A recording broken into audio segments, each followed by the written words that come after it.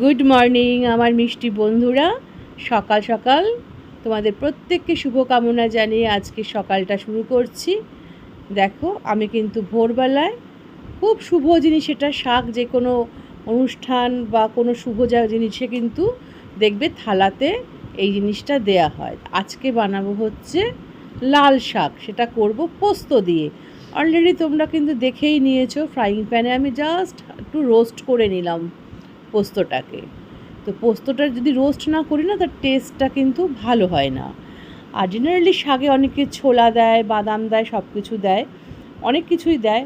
তো আমার ঘরে কয়েকটা কাজু বাদাম একটু নরমও হয়ে গেছিলো, ফেলে দেবো, নষ্ট করব না, কখনোই না। এই দুর্মূল্যের বাজার কী করেছি, এগুলোকে সুন্দর করে আগে বেছে একটু এটাকেও ঠিক মানে খালি কড়াইতে একটু রোস্ট করে নিচ্ছি। রোস্ট করে নিয়ে কি করব জানো তো, এটাকে না একটা চালনিতে ঝাঁঝরি যে বাটিগুলো হয়, ওতে একটু চেলে নিলাম খুব ভালো করে, যে গুঁড়োগুলো সব ঝরে যাবে আর জিনিসটাও সুন্দর মচমচে হয়ে যাবে। হয়ে গেলে এটাকে আমি শাকে ব্যবহার করব।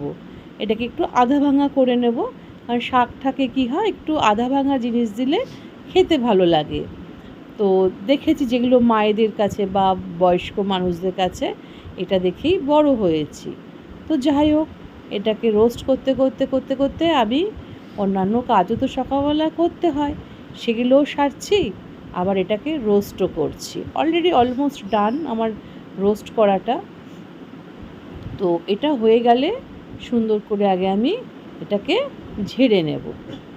তো এখন কড়াইটা ধুয়ে এর মধ্যে পরিমাণ মতো একটু সর্ষের তেল দিয়ে নিচ্ছি। শাক রান্না সবাই করতে পারে বা অনেকেই জানে, কিন্তু আমি যেহেতু আজকে একটু পোস্ত দিয়ে করব, তাই তোমাদের সঙ্গে একটু শেয়ার করছি। দিয়ে দিলাম কালো জিরে ফোড়ন, আর দেব হচ্ছে একটু আজকে আমার ইচ্ছা হলো একটু শুকনো লঙ্কা ফোড়ন দেব। জেনারেলি আমি শুকনো লঙ্কা ইউজ করি না, আমি ঠিক লাইক করি না শুকনো লঙ্কাটা। তো কিন্তু একটু মনে হলো শাকে আমি একটু আজকে শুকনো লঙ্কা দিই ফোড়ন, তাহলে বেশ খেতেও ভালো লাগবে, গন্ধটা বেসিক্যালি বেশি ভালো লাগে।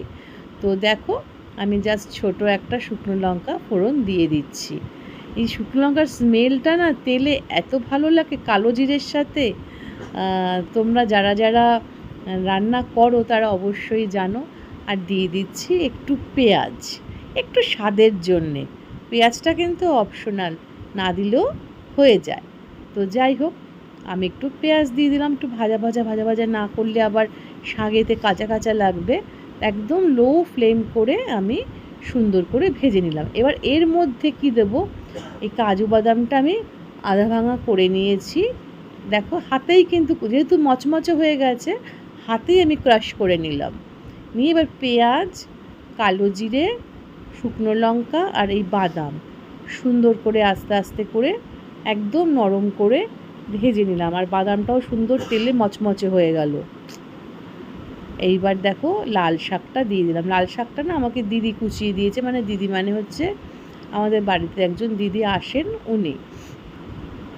উনি আমাকে লাল শাকটা সুন্দর করে কুচিয়ে দিয়েছে। এত সুন্দর কুচিয়েছে, একদম মিহি করে।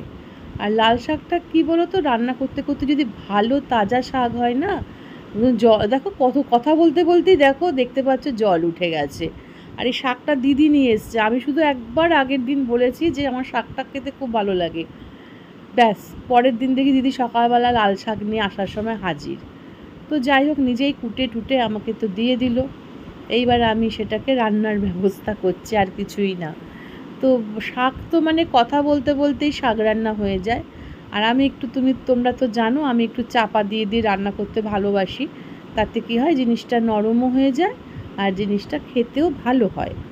তো তোমাদের সঙ্গে কথা বলতেই দেখো সুন্দর কিন্তু আমার শাক রান্নাটা প্রায় আমার অলমোস্ট হতেই যাচ্ছে। আর এবার কি বলো তো, হয়ে গেছে। এবার আস্তে করে আমি তুলে নিচ্ছি। তুলে নেওয়ার পর দেখো আমি কি করব, সেটাই হচ্ছে মেইন জিনিস। ওই যে আমি তোমার শাক রান্নার মধ্যে তো একটু দিয়েইছিলাম আমি পোস্ত, আর একটু আমি তুলে রেখেছিলাম, সেটা লাস্টে ঢালার পরে ওপরে গার্নিশিং করে দিয়েছি। বেশ তোমার দেখতেও ভালো লাগছে, আর মুখে পড়বে বেশ, রোস্ট করা যে পোস্তটা মুখে পড়লে ভালো লাগবে। তা কার এরকম ভালো লাগলো এই প্রিপারেশনটা, তো অবশ্যই আমাকে জানিও। আর ভালো লেগে থাকলে লাইক, শেয়ার, কমেন্ট, অবশ্যই পাশে থাকা বেল আইকনটা প্রেস করো। আর তোমরা ভালো থেকো, সুস্থ থেকো, সাবধানে থেকো, নিরাপদে থেকো। টাটা।